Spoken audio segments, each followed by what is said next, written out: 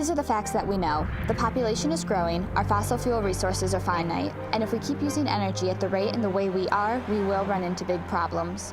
The demand for the Earth's services, air, water, and food, increases as the population grows and the living standards rise, but the Earth's ability to provide these services is declining because of the way we are living.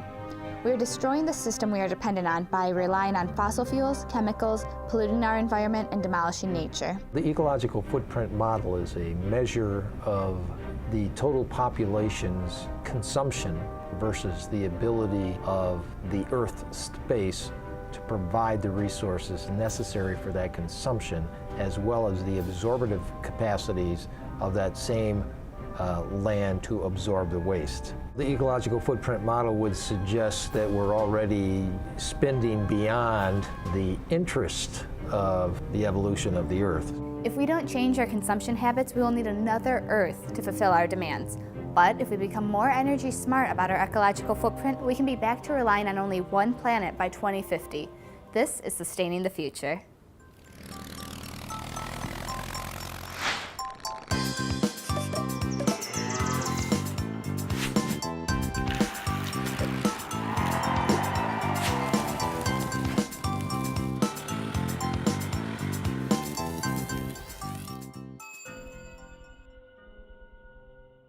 You work hard to keep your home warm in the winter, but the heat leaks out.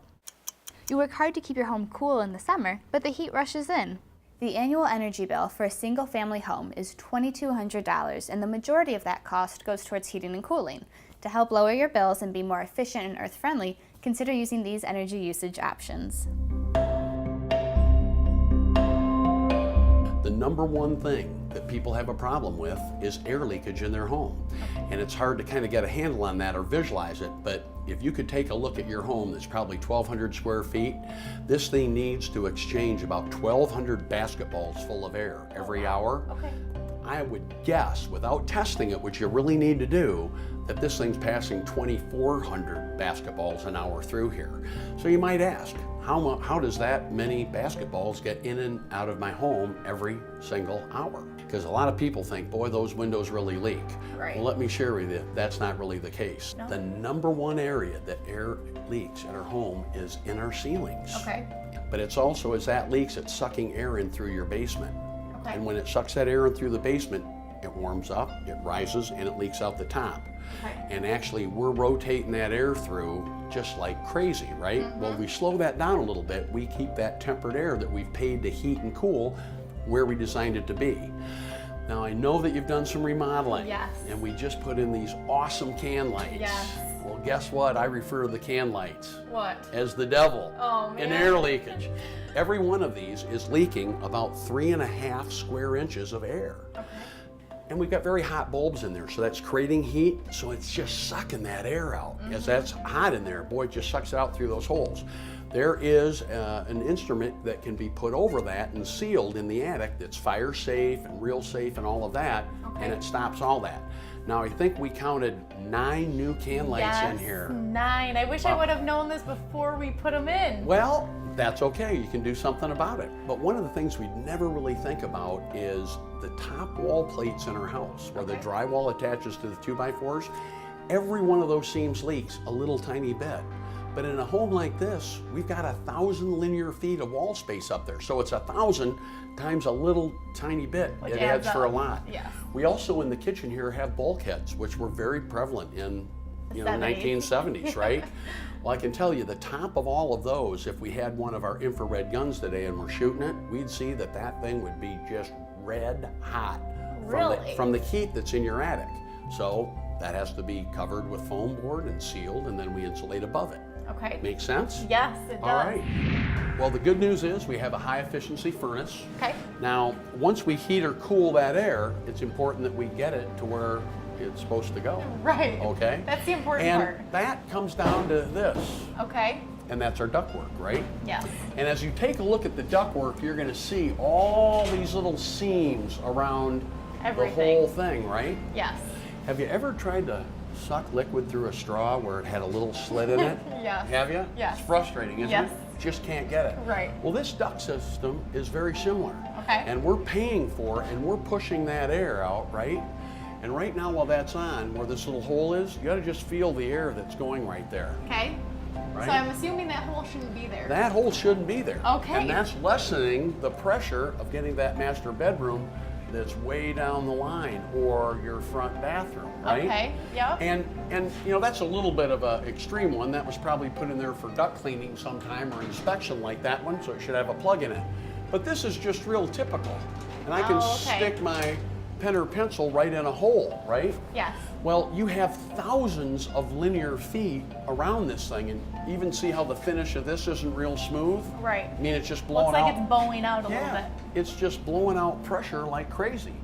How do I fix something like that? Yeah, see that little piece of tape that's on there? Yeah. A piece of tape like that would fix it. Okay. There is a mastic material that we actually come in and we coat every single seam in this, and we have changed, and we check the pressure on all those ducts around your house. So we try to get them balanced for you. Okay. And it increases the pressure dramatically. At the highest pressure point, we're losing all kinds of pressure. Probably half the pressure you're paying for is lost. Oh, good. Well, it's typical. We find that everywhere. Now we got one more little surprise here. Oh, and good. with your beautiful finished basement and your Yes. husband's man cave, that's pretty cool, Yes. by the way. We don't have a lot of exposure to another real tough spot in the house. Okay. And up here, we call this the rim, joist, and sill plate.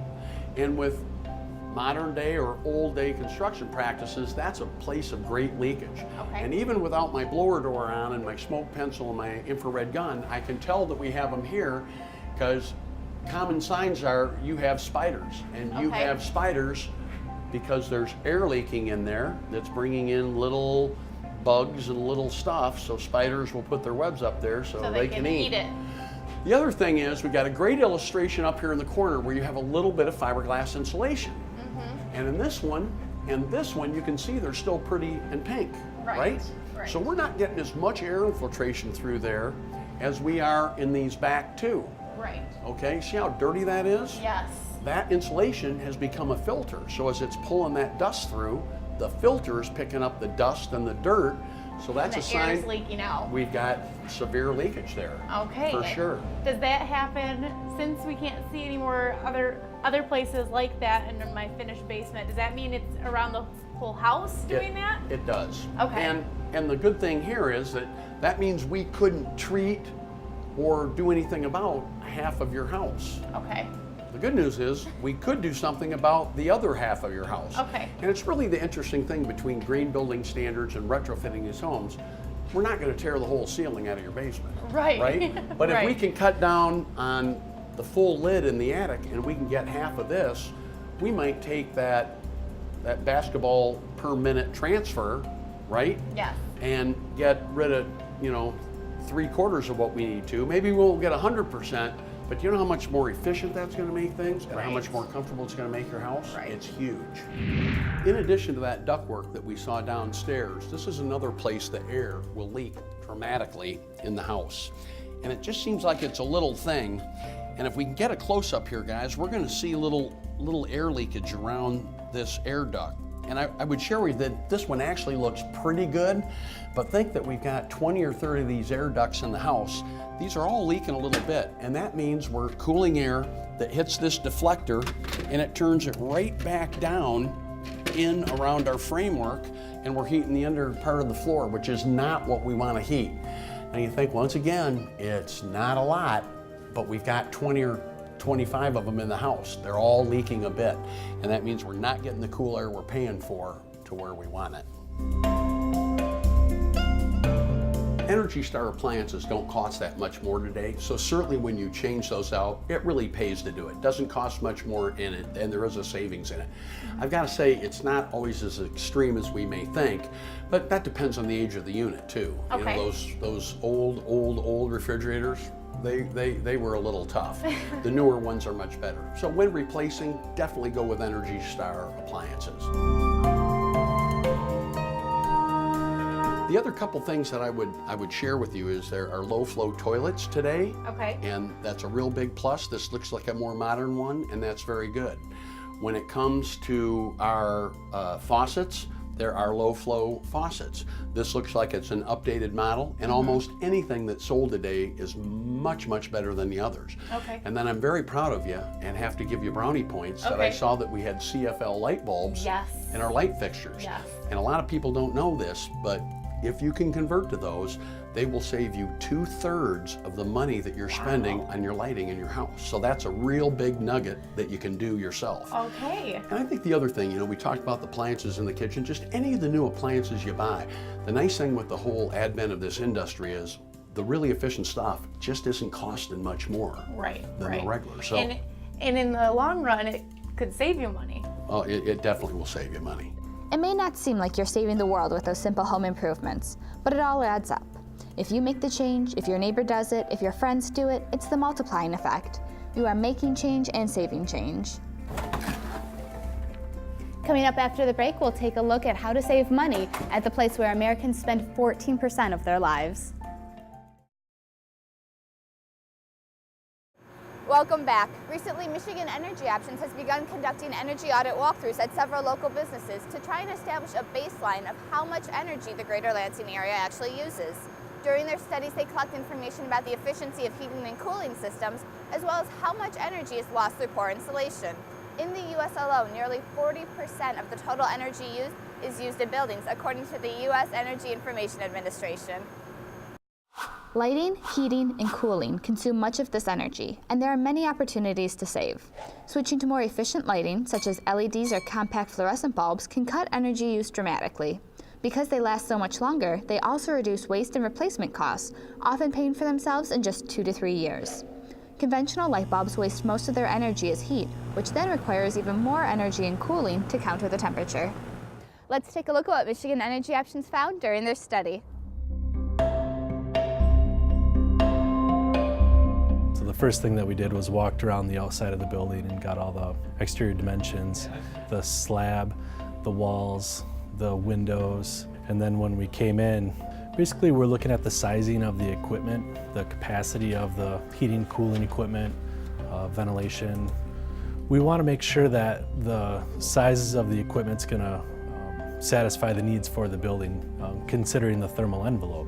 So we have to, number one, determine what the characteristics are of that thermal envelope, and then really look at the equipment and see, what opportunities that there may be with potentially reducing the size, increasing the efficiency of the next generation of equipment that may be installed in this building in the future. The attic was really exciting and interesting to see because of the enormous ventilation systems that move air, both heated air and cooling air throughout the building. So we're looking at the size of the motors, the types of ductwork that's going through there. If there's potentially opportunities to insulate that ductwork, so you can move that air throughout the building more efficiently. When this building was built in the 1970s, energy wasn't quite as expensive then, and it was built to the minimum requirement. Those requirements have increased, and there's always opportunities to add insulation, while at the same time minimizing or reducing the amount of air that's infiltrating into the building or air that's exfiltrating out of the building. So you want to write this one down, TJ? Being a building science professional, every building we see, there are things that surprise us. Going through the attic today, there was one indicator that there's air leakage throughout the building. If you notice and you look up at the roof deck, you'll see in the fiberglass insulation there are certain areas where all that fiberglass insulation is coated. It's black, it's dirty, it's dusty. Not that that's a surprise, but that's an indication that there's air movement through that insulation. So there's an air sealing opportunity up within that attic space. The changes that have been incorporated into this building have been primarily lighting. The efficiency in lighting has changed drastically over the last 10-15 years. And that's great because as far as a cost-benefit analysis, lighting is usually has the best return on investment.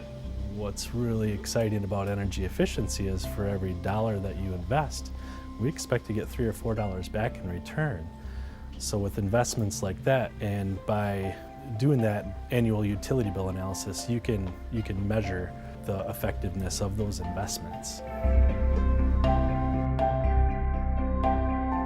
The structure itself poses some interesting situations where a lot of the heat in this building that's produced through their heating systems just naturally goes through these barrel trusses up to the ceiling. And that's why they've tried to incorporate air movement with the large fan that you see in the center of the building to try to get that air flowing and circulating through the building instead of just resting and settling to the top there. Other than that, there's an abundance of furnaces, air conditioners, things like that with that air movement through the building that we try to focus on, again, getting servicing of that equipment, making sure that they're sized right, because often you can find a furnace that's too small, it's easy to understand, doesn't heat the building. But a furnace that's too large is also an energy waster because it's turning on and turning off. So you want to have properly sized, so those are things that we're looking at too here. Skylights are just huge energy wasters because again, that heat rises, that heat then gets up in the skylight tunnels and then just dissipates through the glass. So those are going to be wasters, but one thing that the skylights do offer is a reduction in lighting to offset during their day hours where they can actually bring in that natural daylight. So it's kind of pluses and minuses on that side. There were some areas that were completely missing insulation that the tenant was not aware of. And the reason why is because there was no insulation, so they didn't think that any belonged. And it's taking that step back and looking at the structure itself to determine where their thermal boundaries are on the building and determine where insulation could possibly be missing. They have done a couple key things, which again is the lighting. They've taken some measures to upgrade their lighting. There are still some measures that they could do going further. Also, again, the insulation and the equipment here, the heating and cooling equipment. They have those on their radar, and they do have some scheduled maintenance and replacement of those. So beyond that, there really isn't anything that they aren't currently aware of other than, of course, the insulation. We have done this at a couple of our other stores, and it's shown to help give us some ideas to save us some money. In this case here, we are dealing with a renter, so they don't own the facility, so they have to create that relationship with the owner because they are vested interest here in saving that because they do pay the bills, but the property owner is going to be the one that's really going to have to do that type of makeover. Now in this case, they had an energy company come in and do all the light fixtures for them and go from a T12 fixture down to a T8. And those 8s and 12s and 5s are the diameter of the bulbs. By using those smaller diameters, it requires less electricity to emit that amount of light, and that's going to save them a lot, and they actually have seen a lot. And that's been just here in the retail portion, but in the back they still do have those those older fixtures, so we will want to recommend those to the property owner, that those are things that they're going to see some additional savings, but this was the first big step. The animals require certain things. For example, the reptiles, they require that heat that's emitted, whereas if you were to go to a low energy, you wouldn't necessarily get that heat. The reptiles have to have lights on all the time, so we can't turn them off and save that way. I don't think it's a huge part, but I'm sure it does make a little bit of a difference. I think it's very important. The way our world is going, I think to be green and kind of help out in any way we can is huge. I think that sometimes big projects like furnaces and lighting and stuff kind of gets lost in small businesses because it's maybe not in the forefront of what our budget is. So if we can find smaller ways to help save us some money, I think those are the people who will benefit the most. Coming up after the break, we'll be taking a look at eco-friendly changes coming to our area. Stay tuned. Michigan Avenue and Grand River Avenue have been described as Michigan's Main Street. Its storied history dates back to the 1850s with the old plank road that connected Lansing to Detroit. This 19-mile corridor that stretches from the Capitol building all the way to Weberville is the economic engine of our region. Now is the time to create a clear vision for how we can grow our economy and improve our ecological footprint by supporting and building the great neighborhoods and institutions that make up Michigan's Main Street. Vision Charrette meetings, hosted by the Tri-County Regional Planning Commission through the Mid-Michigan Program for Greater Sustainability, have been going on since March of 2013. Creating a team approach where information and ideas from community members, businesses, organizations, and elected officials will provide guidance to a team of national and local experts who will draft the future plans for the corridor. Not only is placemaking on the planner's agenda, but greener pathways as well. Capital Area Transportation Authority, locally known as CATA, is considering a $195 million bus rapid transit system along Michigan and Grand River Avenues from downtown Lansing to the Meridian Mall in Okemos. Changes are coming to how we get from point A to point B. City planners are taking into consideration what it means to create a complete street, a street that allows drivers, riders, bikers, and walkers to get where they want to go safely and in a way that helps us stay green. In the next episode, we will explore the future of planning complete streets and alternative forms of transportation in our city. Society, the environment, and the economy are all intricately tied together. To live sustainably, we need to change our actions at home, at work, and how we get to and from. We need to waste less, pollute less, and create more things we value in society to improve our planet's services that we need to survive. It is time we get serious about sustainability so our planet can continue to do what it is designed to do, produce the water, air, and food we need for a quality life and for our future generations. Ultimately, real joy is working with others to make new possibilities of something better. And so, the thing is to just roll up your sleeves and get into it with your neighbors, your colleagues, figure out how can we do this better. Thank you for joining us for the special piece on sustainability. Be sure to watch for the next installment on transportation. I'm Andrea Mantakunas. Let's make a better tomorrow together.